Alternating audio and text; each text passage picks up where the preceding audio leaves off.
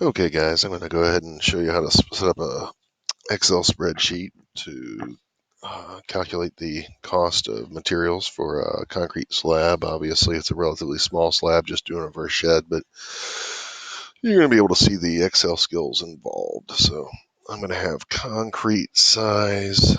All I've done so far is just laid out the outline of my what I want to have included in my spreadsheet. I haven't done any formatting other than to make these cells gridded, which I use this border command here.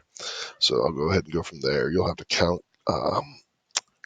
calculate the amount of concrete. You'll do that in essentially cubic feet and then divide by 27 to create cubic yards, because typically that cost is going to be per cubic yard. It's approximately 100 yards. So um, I'd use a wavy equals approximately $100. Um, the steel, I'll be using a certain quantity. I don't know how much that will be. Say I need 10 bars, and I certainly might need more than that. I went ahead and looked that up here. I got 355 at Home Depot for number 4, 10 footers, which is what I'm going to want. So I'd put in there 3.55, 2 by 6 by 12. We'll need 2 of those and 2 of these. And then I'm going to have to look those up by, let's go to, since I'm there, I can go 2 by 6. I don't need treated. I just need a regular wood. So 2 by 6 by 8 foot, 12 foot, 16 foot, 993. I'll randomly put in there. I'm going to go ahead and put this in as 993. This I'm just going to guesstimate it at $8.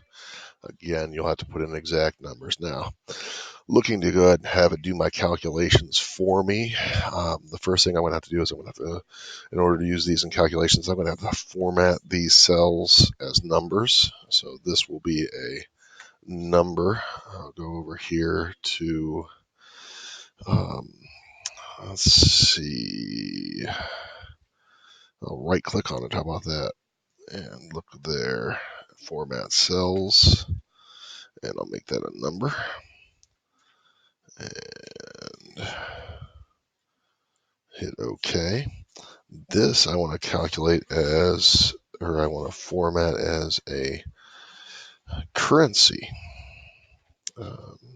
Yes, that's fabulous. Hit OK. And it automatically puts my dollar signs in there. I'm going to say I need 4 yards of concrete again. That's a guess. Okay, so this is a number and this is a currency. So this can then, I can simply type in equals, and I'll say that cell, and then multiplied by that cell, and hit enter. Okay, so you can see 4 times $100 is that. Now to have this formula work for every row, I'm going to click on that, and you can see there's a little highlighted square down here at the bottom right of that square. I'm going to drag that down like that, and you can see it'll continue that formula down for me. So 10 times 355 is 3550, so on and so forth. And then down here, I'm going to set this up as equals. I'll say that plus that plus that plus that, and hit enter, and that'll have my tally. So now if I put in there that I needed 6 of these, it would change my total, and everything will change in real time.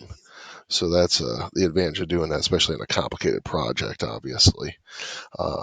If I needed this to do that, I can certainly do more with the formatting. If I come back to format, I can tell it how many decimal places to have.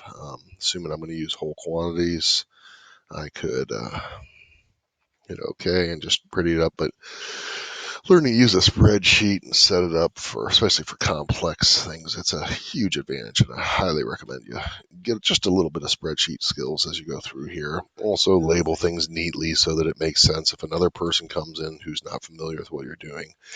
The descriptor should be enough that they can understand.